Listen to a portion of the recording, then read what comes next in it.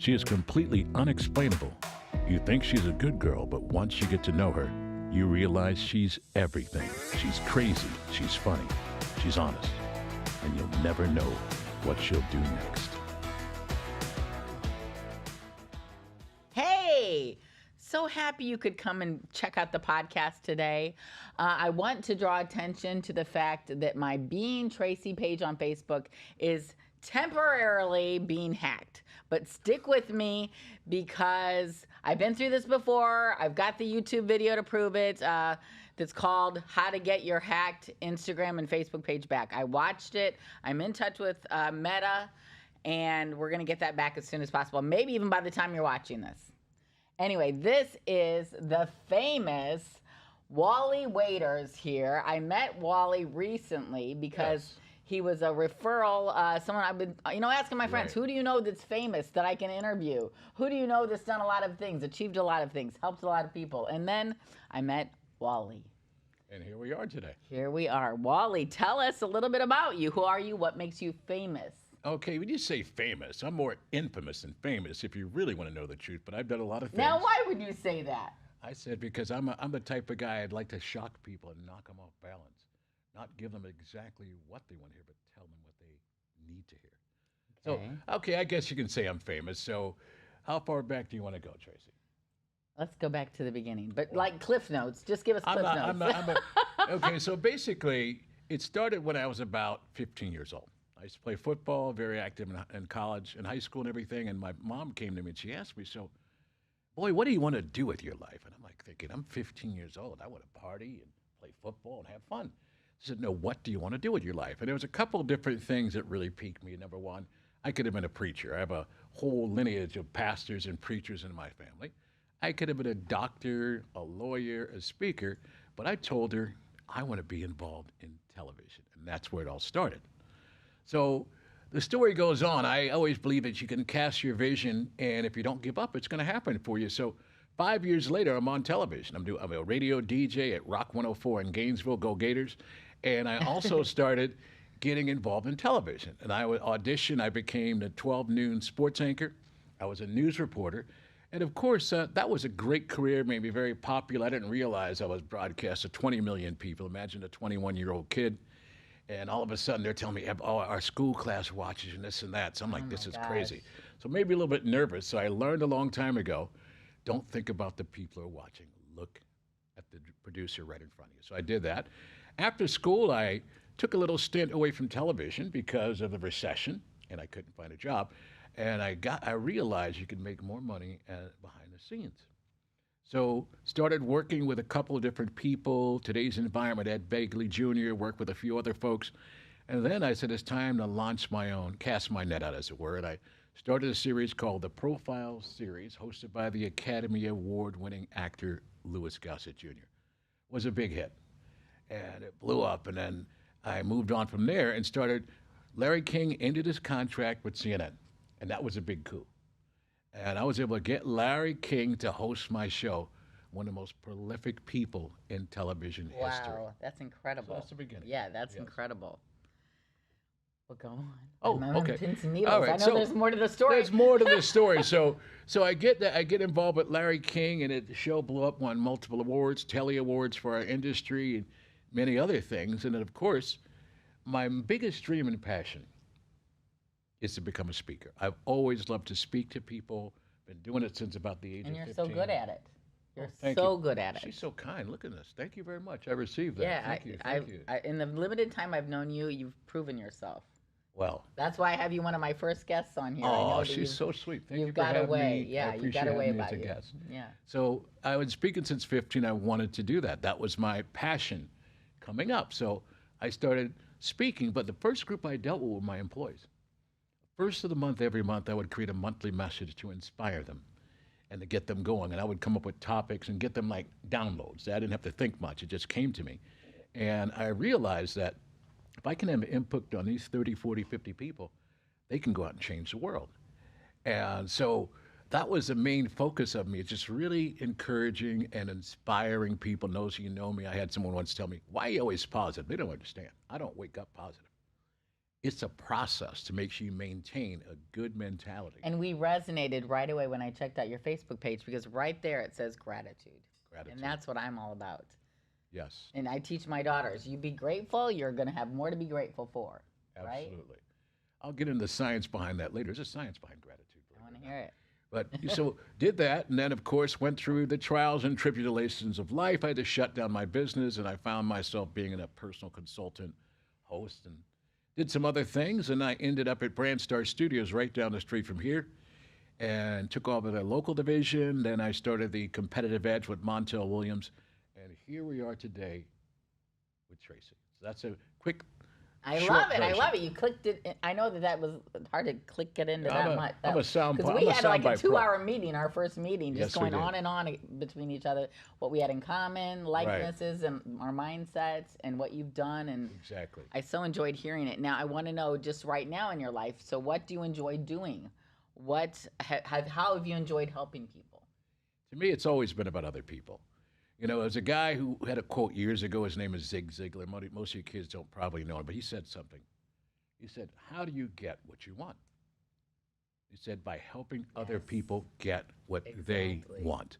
So I realized a long time ago that it's not all about me, even though it's all about me. But it's not. It's about other people. It's about serving. It's about helping other people. So I started doing this years ago and just really encouraging people to have a better life, to pursue their goals and dreams. And that's one of the things I grew up in. I tell people all the time, my parents were those people. Barbara and Sterling Waiters, may they enjoy heaven. And I have to tell you, they always brought me up, letting me know I can be whoever I wanted to be, do whatever I wanted to do, and have the good things that I wanted to have in life. And so I had that, and I thought everyone had that, but they didn't. I was like, how blessed I am. Right. People were arguing with their parents. There were people told me their parents told them they're worthless and worth nothing. I want to tell you, if you're one of those people out there right now, you are worthy, you are blessed, and you can do whatever you want to do. And I don't know, I just feel, I get these inclinations sometimes that someone out there needs to hear this. Yeah. So if you need to hear this right now, I want to let you know you are worthy and you're blessed.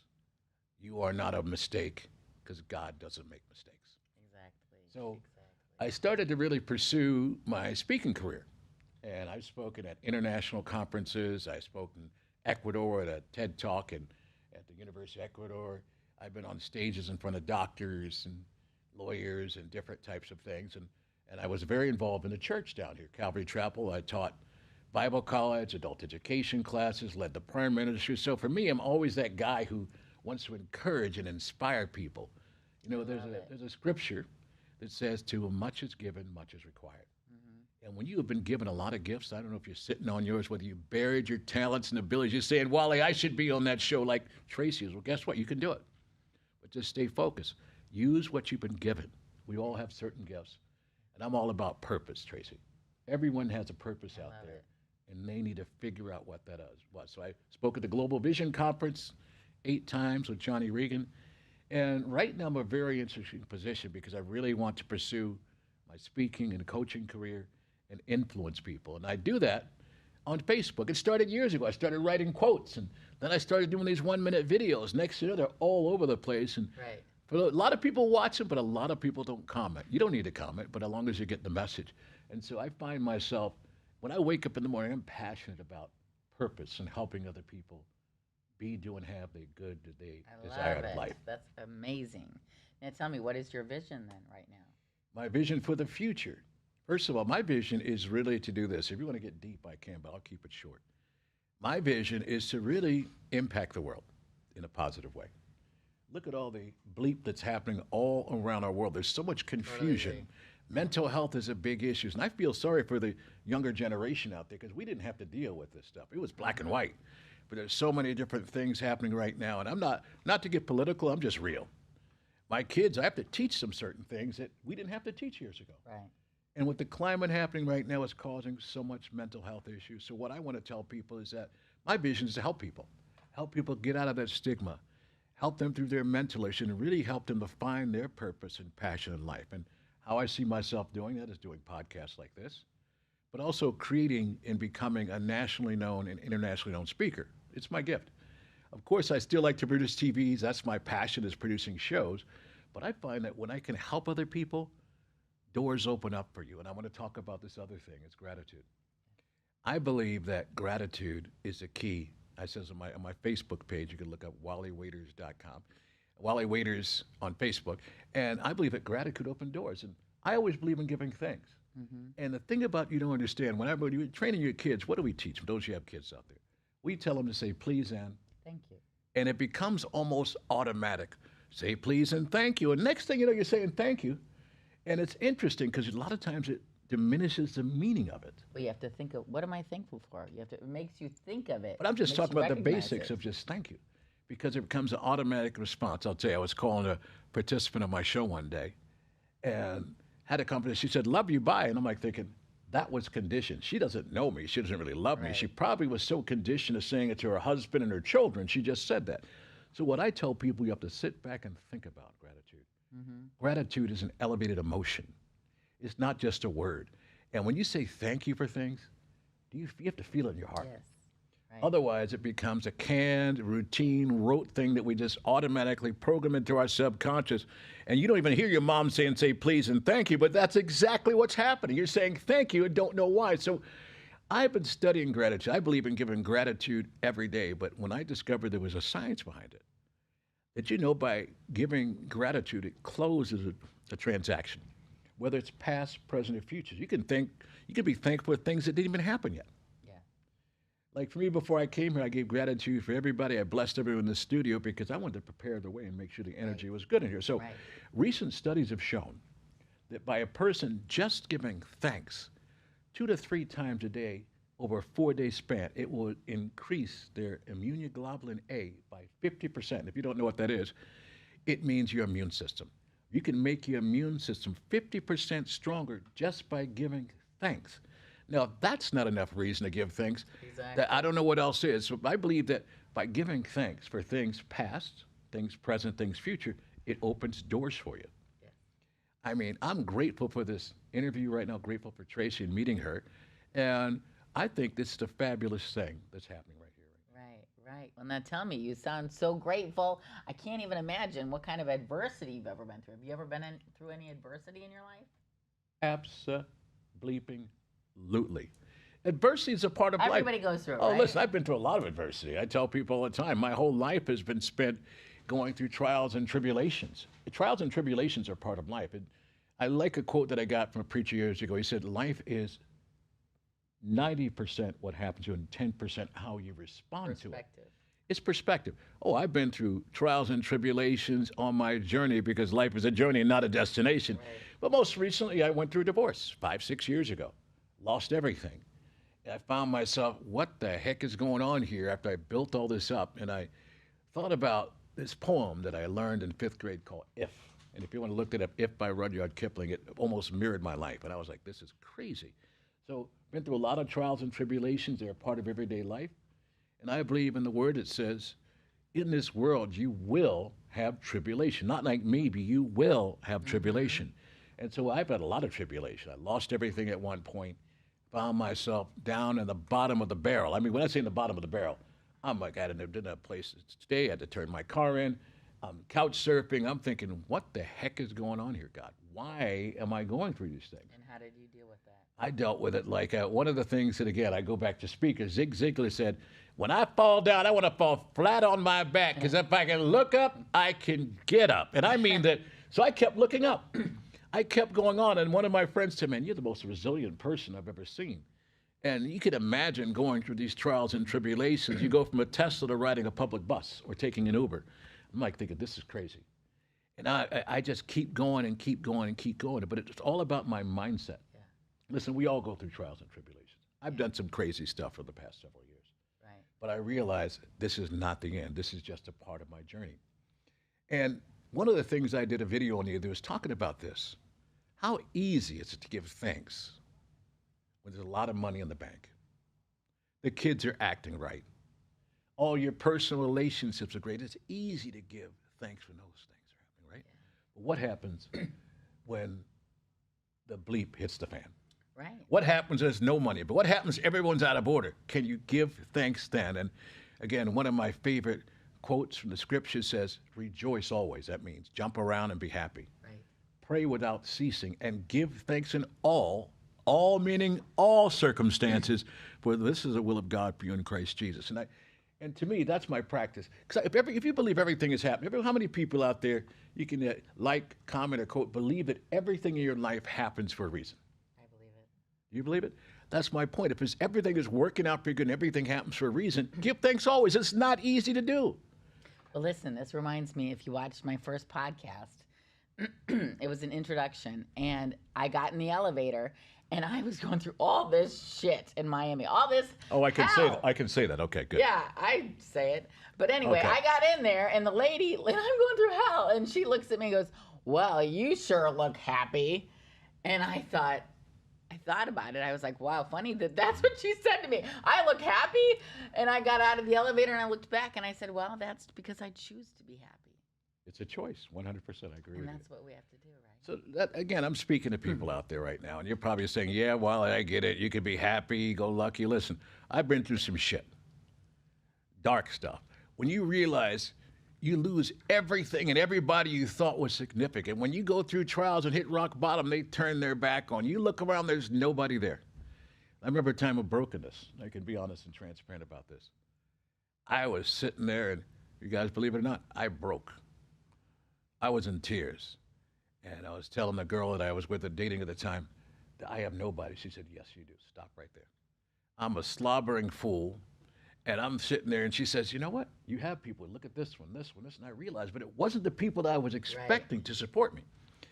And so I realized that I had a lot to be grateful for when I didn't. So still going through trials and tribulations, even this day, you guys. It's a part of life. And I try to do my best every single day to wake up, Fantastic. pray, do my meditation, and give thanks. It's a simple formula, even it sounds so different, but I just had to get my head off of my focus and start focus on things that I want to create in my life. Yay, I love it. You have such a great message. I knew you would. Thank you, Well, Wally. thank you. Thank you so much for inspiring us. It's amazing. I know. Now I'm thinking, Ben, we're going to have a little jingle, too, for the blog, because I'm going to read the blog. I've got a funny story. I chose this one, my blog, because, this blog that I wrote was all about my adventures, mainly in Miami. Okay, because I was in Miami. Okay. And this particular one, I was looking at which blog I'm going to read. I was thinking about like some businessman belief that I went out with, because I was thinking about something you would resonate with. But this was so funny. I have to share this one. It's called "Don't Park in My Garage." Okay. Can you imagine why I wouldn't want a man to park in my garage? Tell me. Okay, well, I will. So, and then it starts. So, Okay, like I Tracy. said, I haven't had a real date in a while. By real date, I mean one where he picks me up, takes me to dinner and drinks, and pays, and ends up being a little Whoa. amorous. Well, I'd been listening to Attracting My True Love and also Attracting My Soulmate. Now, remember, this is like Yes. 2 years ago or 1 year ago. 2 years ago, okay. 1 year ago, because it was right before I moved here. So it was 1 year ago. And so I'm still listening to those, but now I've switched over to the manifesting. I've figured it out. I'm manifesting this, okay? So on the third morning after listening to these videos, I got up and went to the kitchen, and there on my counter was my Mac computer with the birthday reminder from Michael. It wanted me to remind me to call Michael and wish him a happy birthday. Right. And I thought, I haven't gotten a birthday reminder in a long time. And I looked at it. I looked at the name and I didn't recognize it. But you know how I keep all these names in my phone with a picture, like we took when we first met, and notes, and about what we talked Good. about. That's smart. That's smart. Yeah. And so I've got like almost 14,000 names in my phone. So I had to go back to my phone and look it up. And so I looked at the name, and then I saw the notes that I'd written, and I remembered him. I met him on South Beach, June 30th of 2018. You have the date in the notes. I have the date in there. Oh, my gosh. I had to reread it today Little to OCD. remember. The date in the notes, you can still remember that far back. That's interesting. No, Yes. well, who can remember? People are like, you've got the best memory. And it's all because I write it in my phone and I take pictures. But anyway, so I met him in South Beach, June 30th, 2019 at Monty's. Have you ever been there? Of course. That's been around forever. When a friend of mine, Scotty, introduced us, hello, Scotty, and everybody that knows Scotty in South Beach. We ended up going out a couple of times, but I could sense that he had his mind on something else. And then I realized it was true. When we were in the car together, I remember traveling over the bridge to get back to South Beach, and his phone went Venetian off. Causeway, Yeah. 195, It 395. was MacArthur Causeway. MacArthur, okay. Causeway. Gotcha. Or, I barely left the island. I barely left the island when I lived in South Beach. 5 years I lived there without a car, and I barely left the island unless someone usually took me. So anyway, we're coming back over the island, and I remember his phone went off, and his car answered it, and it said, I could read on his dash, Elena, your true love is calling. What? I noted that, but I thought, he said, oh, don't worry about it. That's just my cousin. And he didn't answer the call. But I thought that's a little bit, I noted that it was this true love, but I didn't really believe that was nothing. Right. So anyway, that ended up being our last date for, obvious reasons. And then when this birthday message came up, I was just in Coral Gables in real estate, so I was reaching out to people that had passed my path. I wasn't sure if we were going to do business together, make money together, date. I didn't know, but I was just like kind of reaching out to people when I got into real estate. So anyway, let me go back to where I am. Okay, so while I ended up giving him a call. Right. He still lived in Fort Lauderdale, had one daughter, lives on his boat, and is single now. This is way too much information, you guys. Way too much information. But this is all in my notes. Okay. It's all in my notes. This is crazy. Okay, so I'm not telling you his last name. Okay. You don't have Imagine how many Michaels there are with this. Anyway. Okay. 10 years older than me. He reminded me fondly, he remembered me fondly, he said, and wanted to drive to Miami to take me out on Friday. Afternoon traffic can be horrible, so thankfully there was no mention of where he was going to stay after his long visit and a few drinks. No mention. That sounds was very strategic. Yeah, exactly. That's kind of what I thought. But I was like, he didn't ask me like anything, so whatever. All right. While I don't think it is wise for him to drive all the way back to Fort Lauderdale after a night full of drinking, I also thought he is a grown man and he knows the extent of his capability, and there would be absolutely no way he could spend the night with me. Okay. Michael called me a few times every day after the first birthday phone call, and seemed to be very enamored with me. He said that the problem before was that he was ending a relationship with this toxic girl, and it didn't end right away, he said. Right. Okay. So then Thursday night before our date Friday, I went out to dinner with a couple who are friends of mine.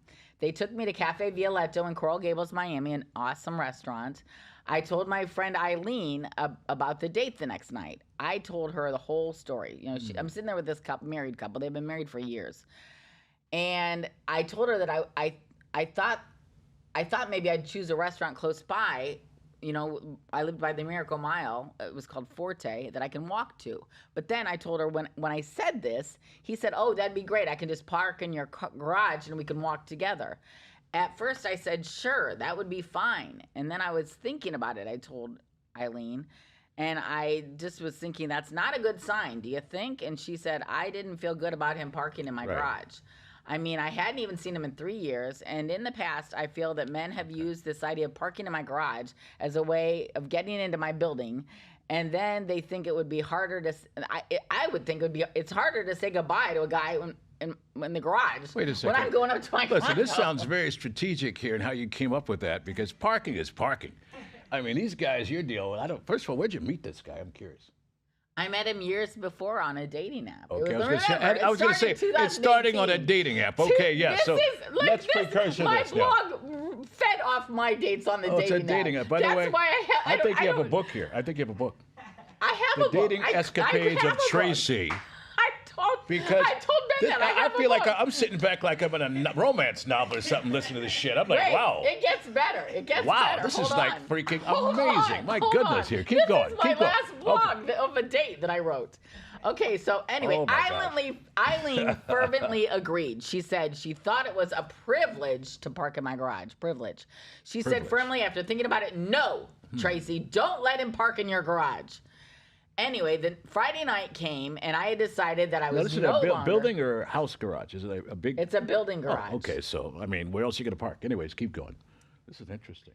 You're going to park at the location where we meet. I told him I can walk to the place. He said, oh, well, since you can walk, I'm going to park in your garage so we can walk together. Okay, that sounds okay. Come from the beginning. It sounds pretty cool, yeah. But I want to get to where's the meat of this happening. Let's keep going. Anyway, Friday night came, and I had decided that it was no longer going to direct my date to take me to Forte. That was way too close, as he was waiting to hear from me where we were going to go. So instead, I decided that we were going to go to Fiola in South Miami, also very nice, but we were going to need to drive there. There would be no more mention of parking in my garage. Wow. Parking in the garage. This is like, so I see this could be. It's starting to sound like Seinfeld. It's starting to sound like a Seinfeld episode, isn't it? Parking in the garage. I'm like, yeah. Okay. This is interesting. Michael was running late from some gas leak catastrophe that happened at work and ended up not getting to Coral Gables for our date until 7:30 or 8 p.m. I had promised him we'd have fun and he wouldn't think about that anymore. And then he called me up from his car and said, here. Okay, that's normal, I think. I said, where are you? I'm standing up in my apartment. Where are you? He said, in your garage. Mm-hmm. I freaked out.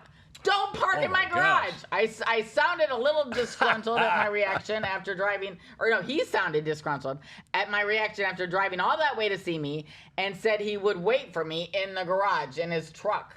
I'm like, oh my gosh, this guy's in my garage now. Lions, tigers, and bears. Oh my, what's going on here? This is exciting. I turned and grabbed my things, ran down to the garage. He looked unhappy at my reaction, and after he'd just driven over an hour to see me, but brightened up by my cheery attitude, he said, and he liked my look, he said. Cheery attitude, interesting. I was like trying to kill him with kindness, like kill him with cheerfulness. I told him quickly, we will be going to a very nice restaurant in South Miami that is very close to the place we can go after dinner and hear live music.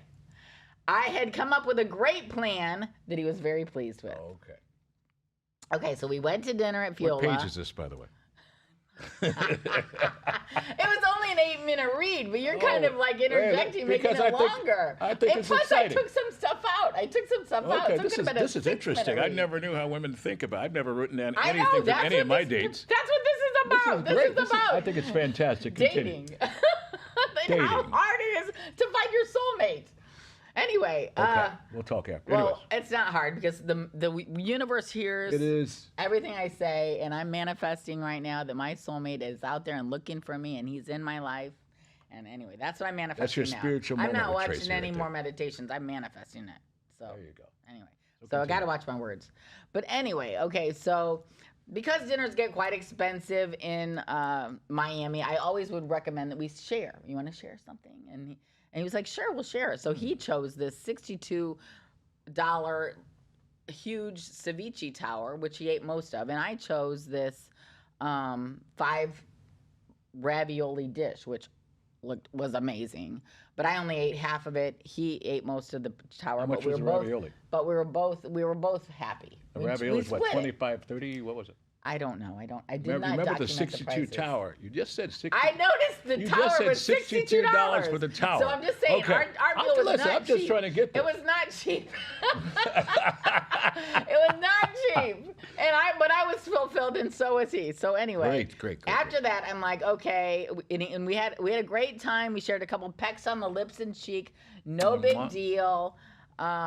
We went to this place called Bougainvillea, right down the road, which is one of my favorite haunts in Coral Gables. We scored a couple of bar stools after finagling with the staff on how it could be done, because traditionally on a weeknight, they remove the bar stools to make room for more people on the dance floor. Right. But I found out it really matters on who you know. So I always knew people over there that I could profound. Get yes. That's a couple of bar stools. So anyway, then around 11 or 11:30, and that's where we actually shared the kisses on the cheek and the lips. 11:30, just like right there. 11 going in for the close. I get it. Okay. We decided it was time to end the night. Okay. So, however, Michael had reserved all of my weekends from then on out because he was so taken by me. He said that he didn't know why he chose that other girl the last time we went out, because he said, "Look at you, you're just stunning." Michael was making me feel a smooth operator. Yeah. I love it.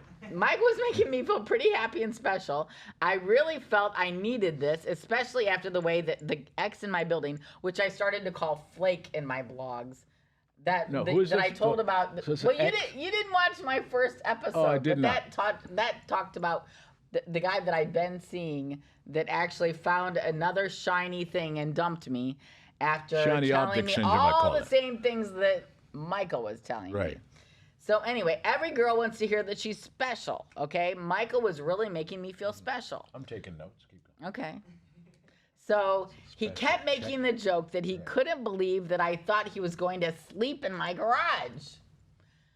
He said maybe it wasn't a good idea for him to drive home, but that he was just going to drive us home to my garage, park in my garage, and then he was going to go stay at the Four Seasons. And then he said, "What do you think of that?" And I was just like, I don't know. All right, so like it was going to change my response about parking in my garage, but I just giggled and shrugged my shoulders. We then made it the 15 to 20 minute drive back to my building, and Michael started slowing down on the busy Douglas Road right next to my building.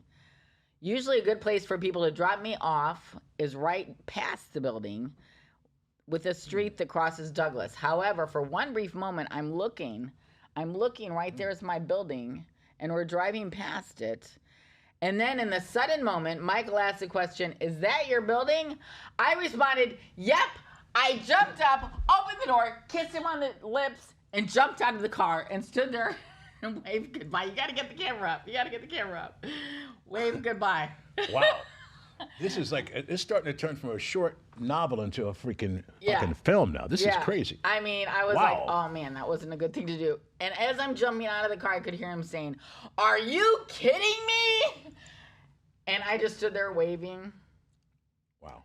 And so then, after realizing that this was not the first time that I'd done that, and each time it left me feeling a little bit empty, like this jumping out of is the car. not the way to end the night, but realizing I now hate goodbyes. And I actually told someone last night, what's that movie, The Runaway Bride? I'm like the runaway date.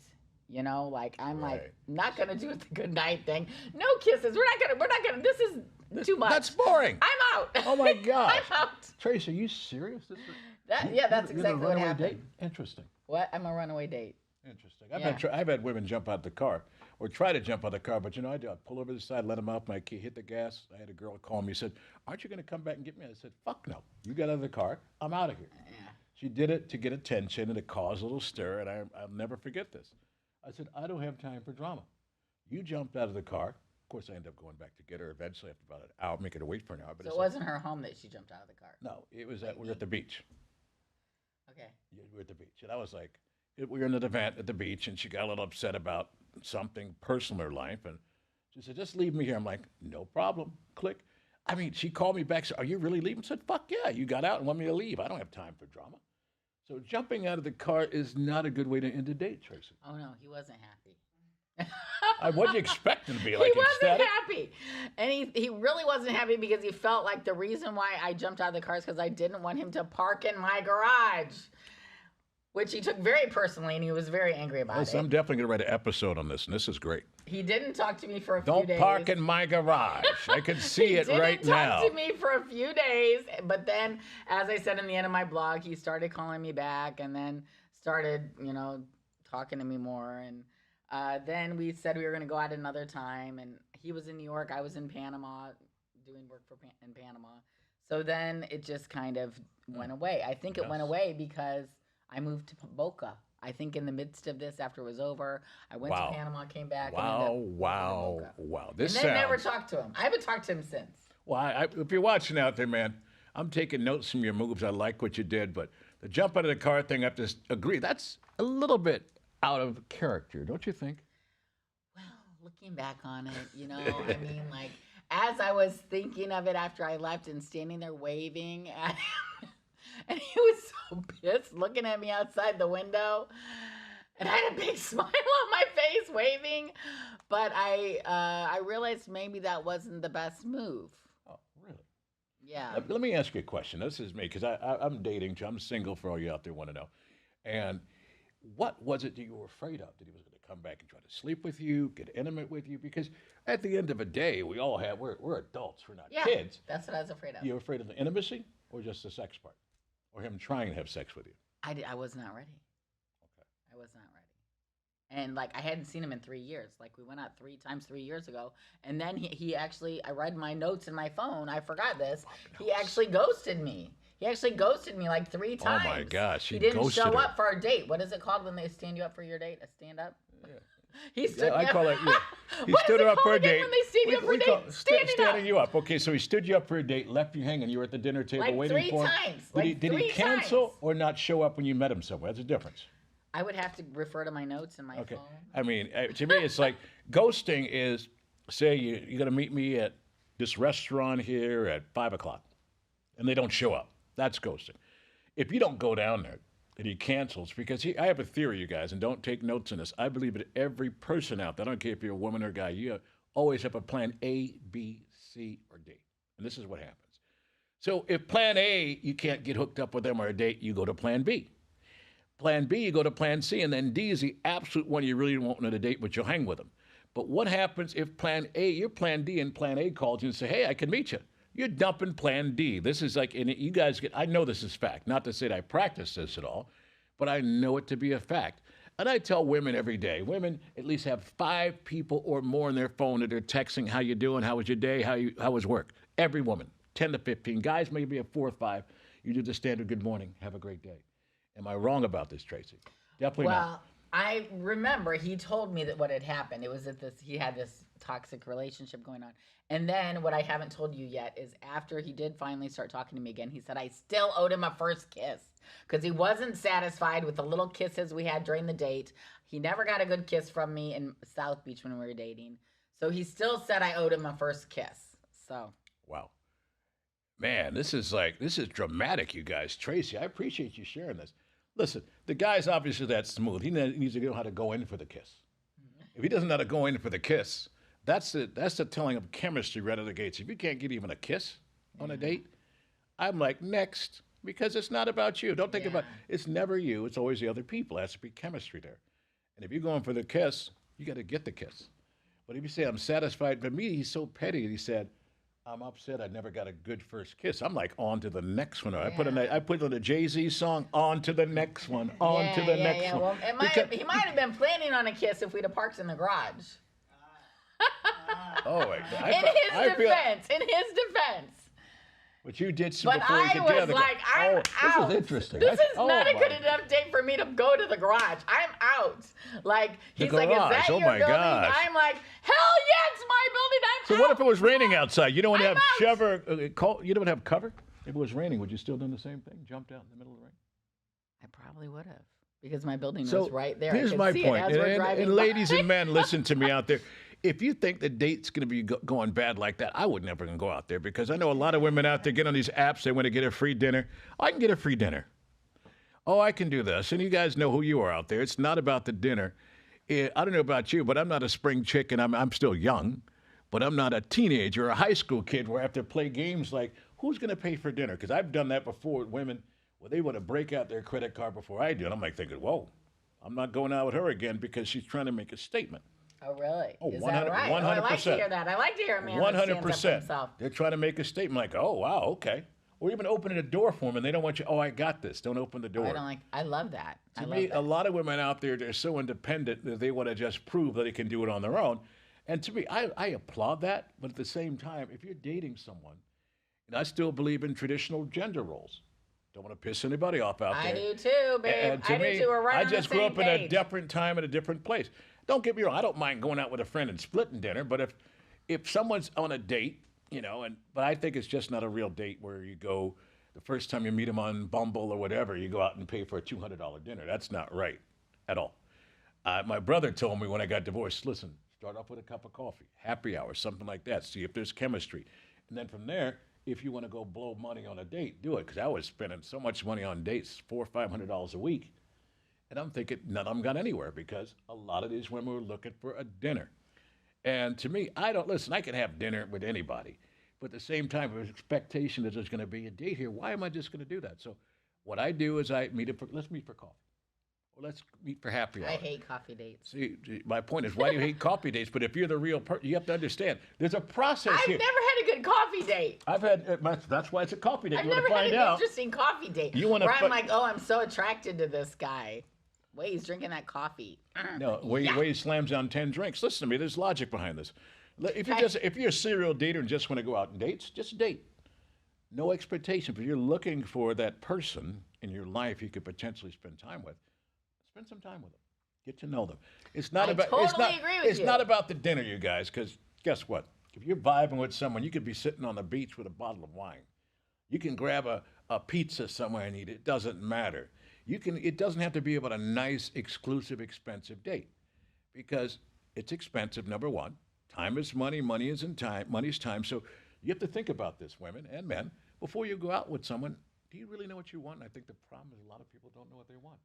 This way I get the runaway date theory because I really don't Well, really I know what they I want. I do know what I want, but because of the things I shared in my first episode, if you watched it, go back there and is everyone, a little bit. go watch the first episode of her show. Everyone, I'm telling you, she's brought up 3 times. There must be some serious content There's some in there. stuff in there that happened to me that now I'm a very, what is it called? Not suspicious, but not conservative, but Suspect.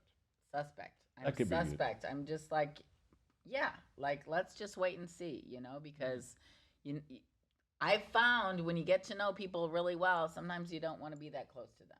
Hey, listen, I was married for years, and you still get to know. One thing about a person in marriage, you learn more and more as the years go on. So you're never going to fully know someone. But if you see the red flags, men, I saw red flags, and I keep going because I'm thinking, this girl is hot, and she's really hot. The sex is good and everything. You just go for it.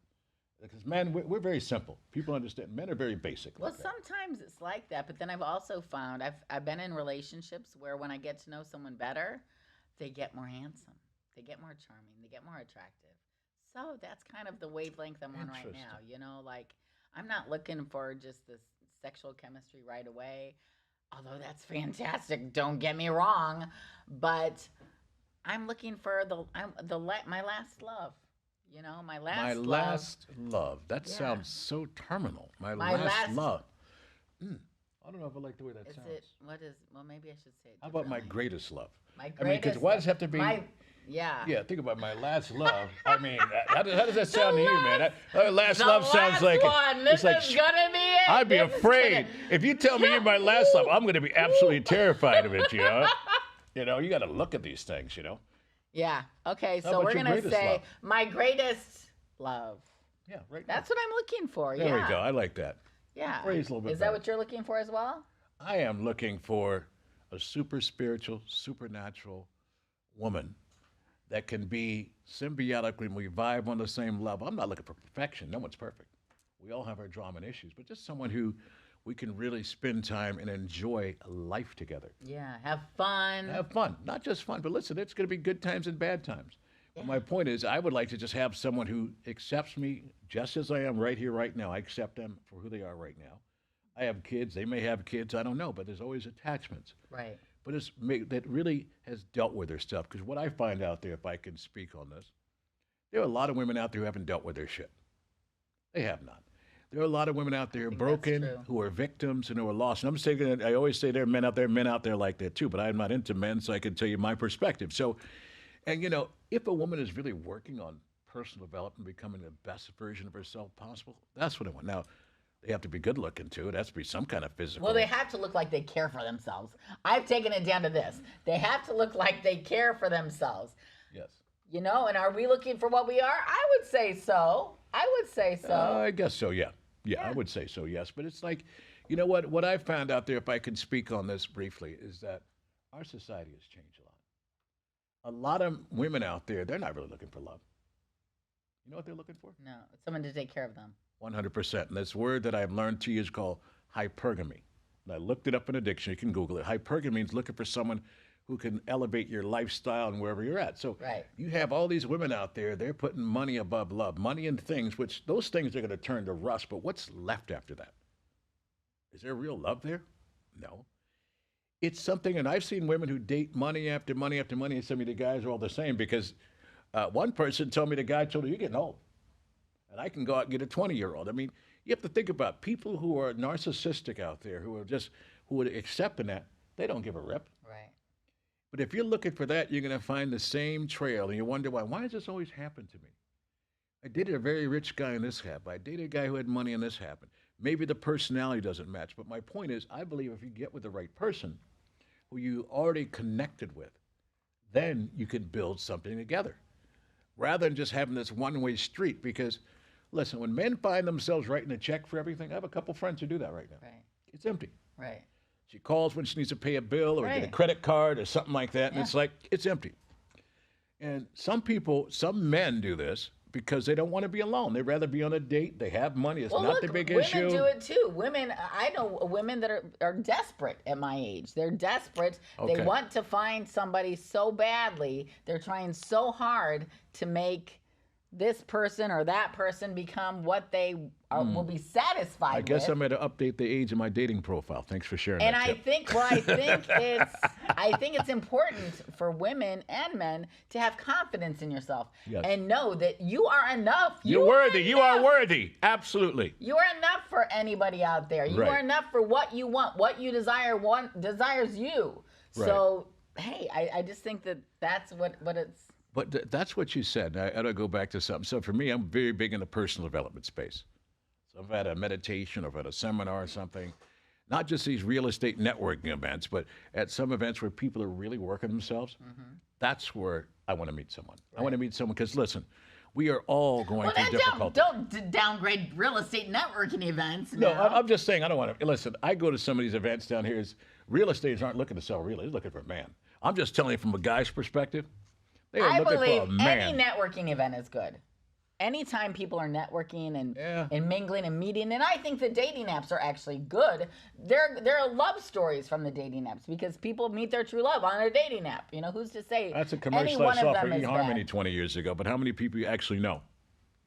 I mean, actually, I've met a few. And then someone actually almost had me Actually, talk my to- brother met his wife on the dating app, and they've been together My 4 years now. daughter met her husband, her fiance, on a dating Yeah. app.